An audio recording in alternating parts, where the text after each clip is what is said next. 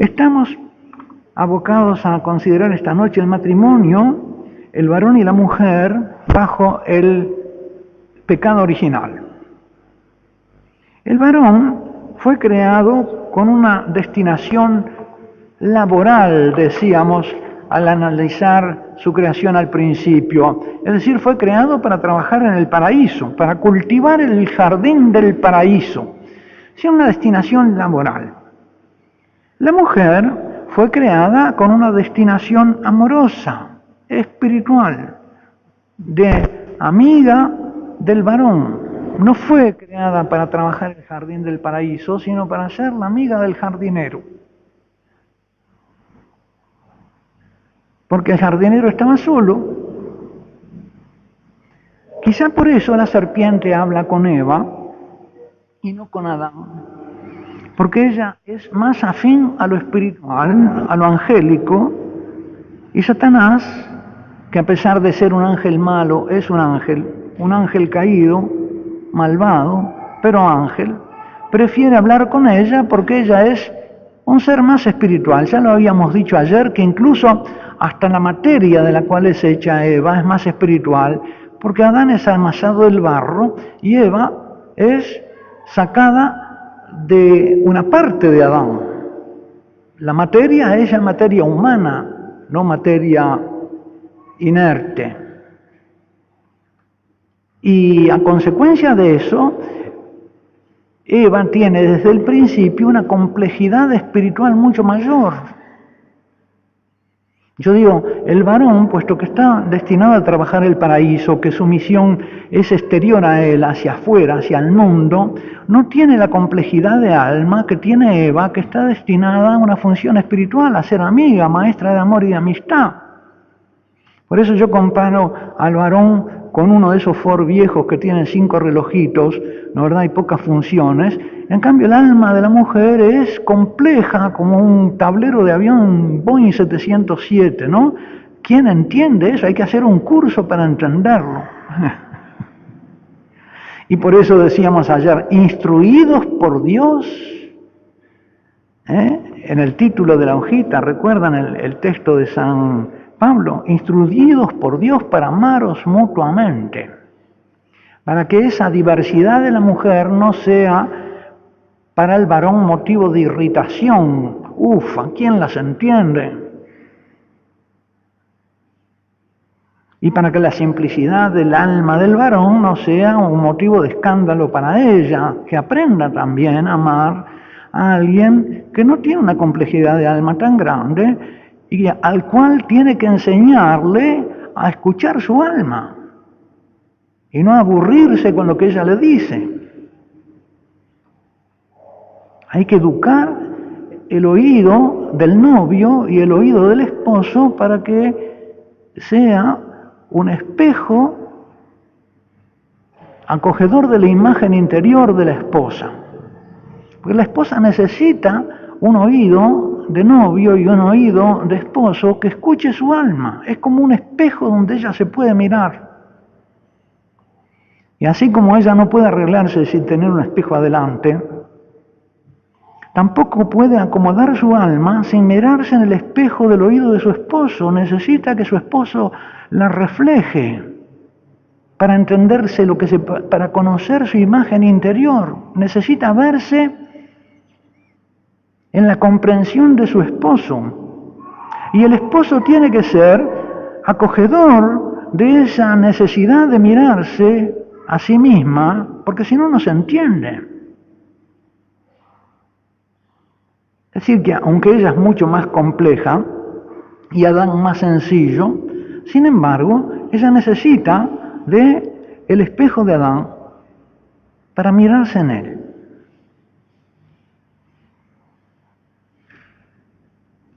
La serpiente, entonces, decíamos, habla con la mujer porque ella le es más afín.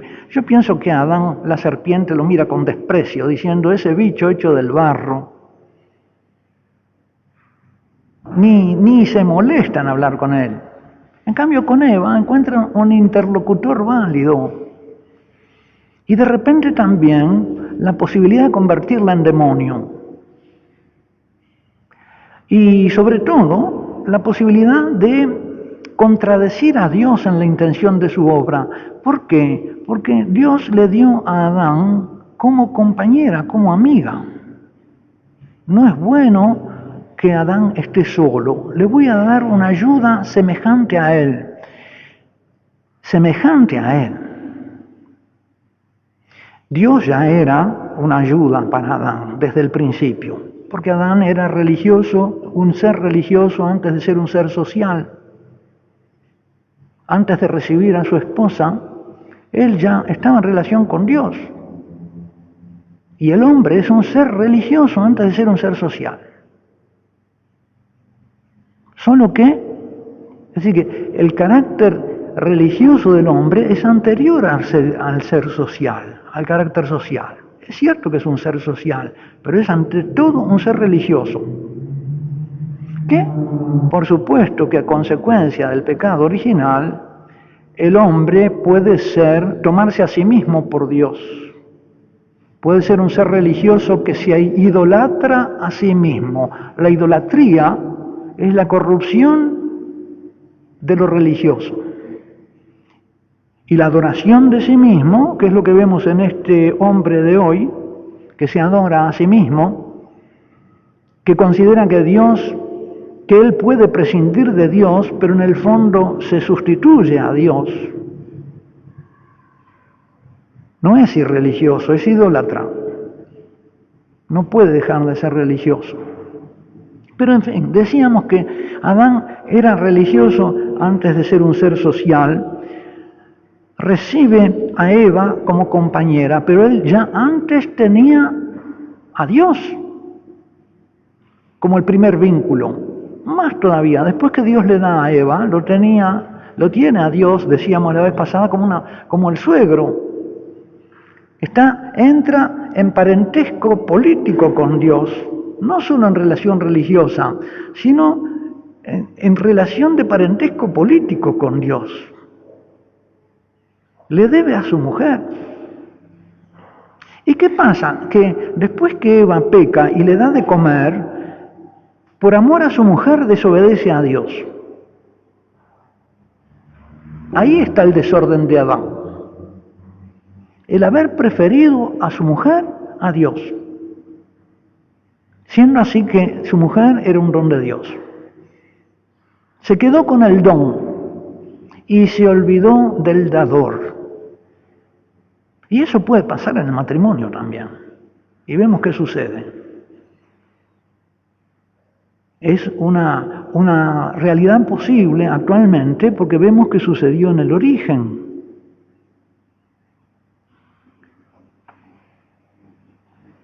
Lo que le promete la serpiente a Eva es en realidad un bien.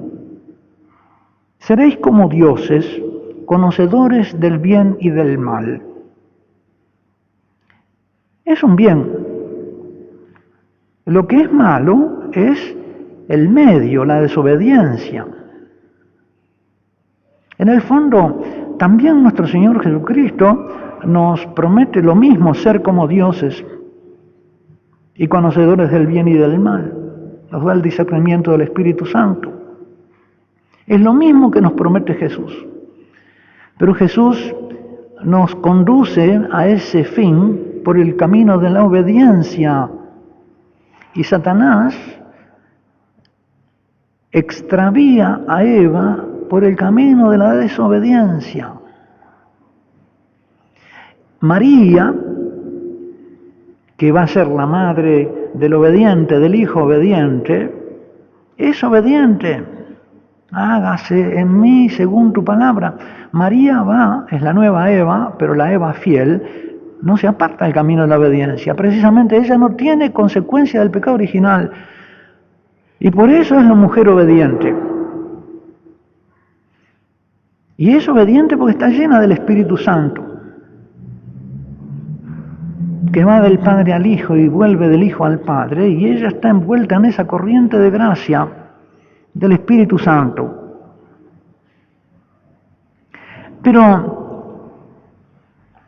lo que le promete la serpiente es ya el comienzo de lo que va a ser su culpa, porque por el conocimiento del bien en Eva se va a encender el amor.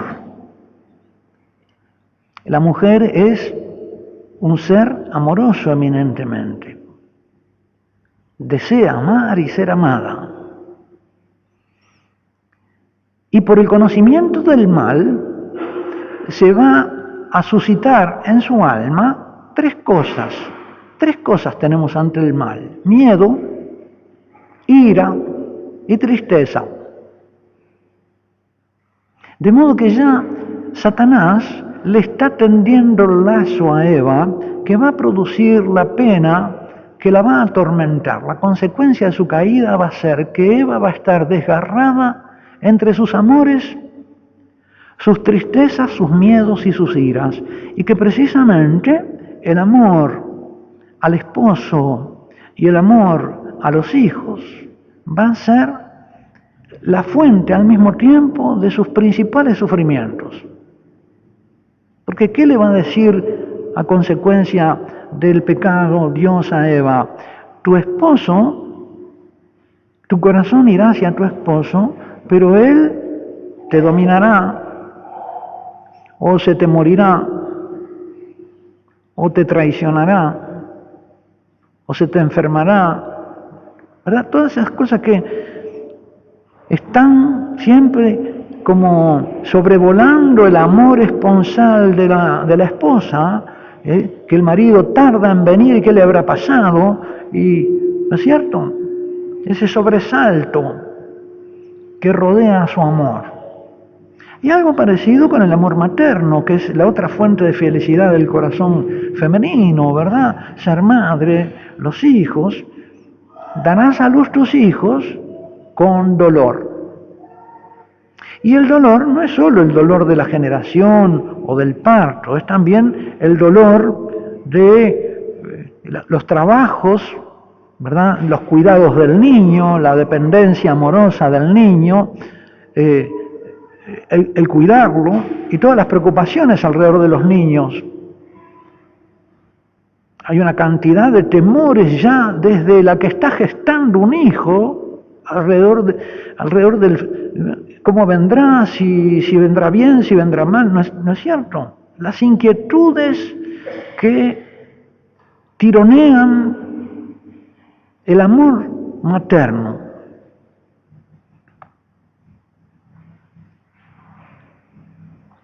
Pero volvamos un poco al tema de la serpiente, que le promete a Eva un bien, pero se lo propone por el camino de la desobediencia, que es fuente de culpa.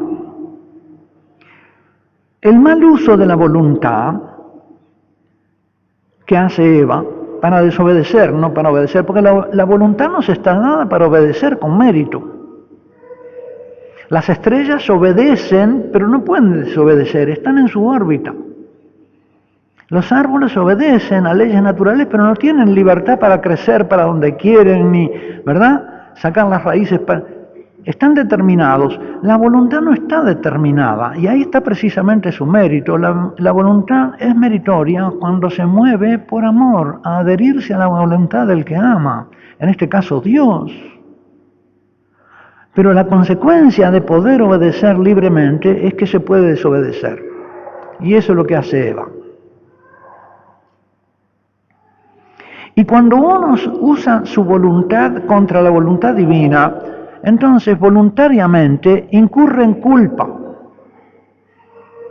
Culpa es precisamente usar la voluntad para elegir el mal en vez de usarla para lo que está destinada, que es elegir el bien. Es un hecho de experiencia que podemos hacer el mal sabiendo que está mal. Yo sé que está mal y sin embargo lo hago. Lo dice San Pablo en la carta a los Romanos: ¿quién me podrá librar de este cuerpo de muerte? Hago el mal que no quiero y no puedo hacer el bien que quiero. Como resultado entonces de la culpa sobrevienen las penas. Las penas no son culpables, son consecuencias de la culpa. Por haber querido el mal, sobrevienen males que no quiero. Por haber querido el mal, me pasan después cosas que yo no quería. Y que quizá si hubiera previsto antes que ese era el precio de cometer el mal, no lo hubiera cometido. Los males no queridos que sobrevienen a consecuencia de la culpa es lo que llamamos penas. Vamos a ver entonces las penas comunes al varón y a la mujer. ¿Qué es lo que a ambos les sobreviene a consecuencia de ese pecado original? Que es una desobediencia en Eva por los motivos propios de ella y una desobediencia en Adán también por los motivos propios de él, que es haber preferido a su esposa a Dios, haberle obedecido a su esposa en vez de a Dios y no haber ayudado a su esposa a ser obediente.